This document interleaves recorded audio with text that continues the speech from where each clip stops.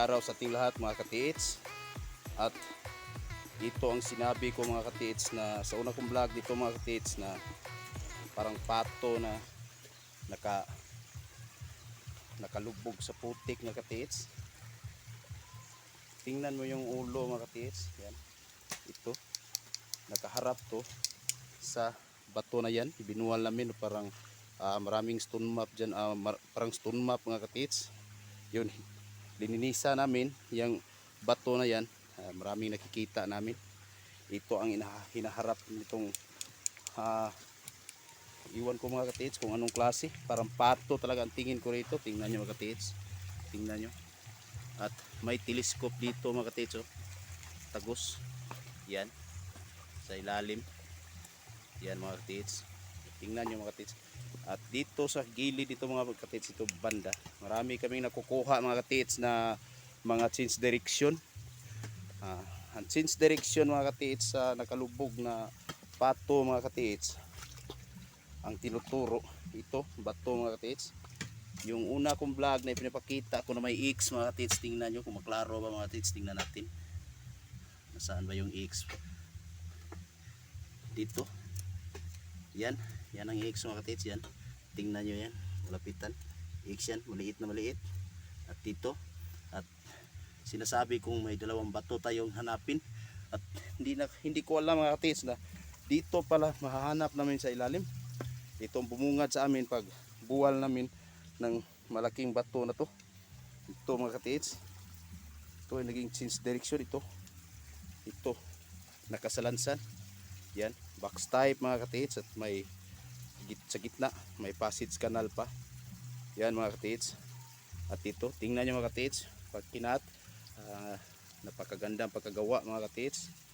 Update ito mga katiits. Ito ay update sa M marker na may female organ mga katiits. Tingnan nyo lang ang mga una kong vlog nito mga katiits.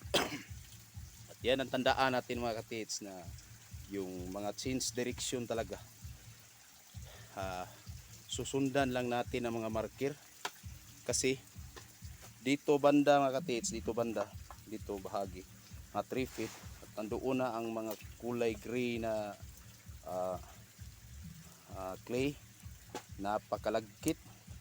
At yung sinasabi ko mga katiits, yun sinasabi kong parang pato na dito banda mga katiits, dito ay para din siyang dumikit siya sa clay mga katiits.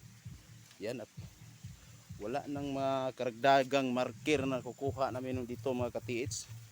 Diyan lang.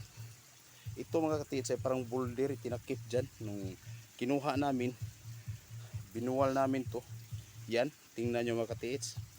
Ito ay giveaways ang rimape according ko dito mga katiits.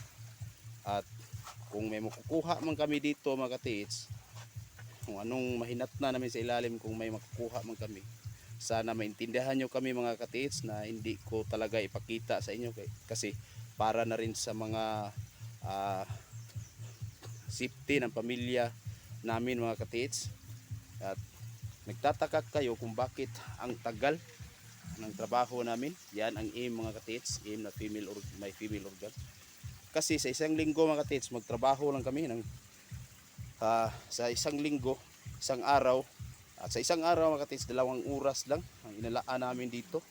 Kasi may mga pamilya pa, may mga hanap buhay pa kami mga katiits. Yung kasamahan ko, 5 kaming kasamahan, pero yung iba may pakyawan ang trabaho mga katiits. Kaya nung nagsimula kami rito, 2 lang kami. Yung mga kamag-anak ko rin. Dito mga katiits, tingnan nyo mga katiits. Yan. At yan ang sinasabi ko mga katiits na X marker mga katiits. At yan ang 2 bato hanapin natin, nagkadikit. Yun ang coding ko mga katiits, nagkadikit. Itong bato na to mga katiits ay tinuro ng change direction. Tandaan natin mga katiits yung change direction talaga. Kasi sa ganitong klaseng sistema mga katiits, tingnan nyo, sa ganitong klaseng sistema kapag giveaways ay kapag natamaan ninyo ang saktong digging spot, hindi na yun ibig sabihin na nandoon na yun. Titingnan nyo talaga yung mga change direction sa ilalim, kasi ganyan ang ginagawa ng mga Hapon mga katiits. Logic ang ginagamit nila. kasi mga mababaw lang. Pero hindi madaling kunin kasi yung mga bato na yun ay malaking malaki yun mga katits. At dito, tansa ko lang mga katits, nasa mga 100 kilos siguro mga katits. Kalahating tulinada bawat isa nito. At dyan, yan, at yan malalim pa. Yang maliit na yan, kalalim. Kaya bantayan nating mga maigi mga katits.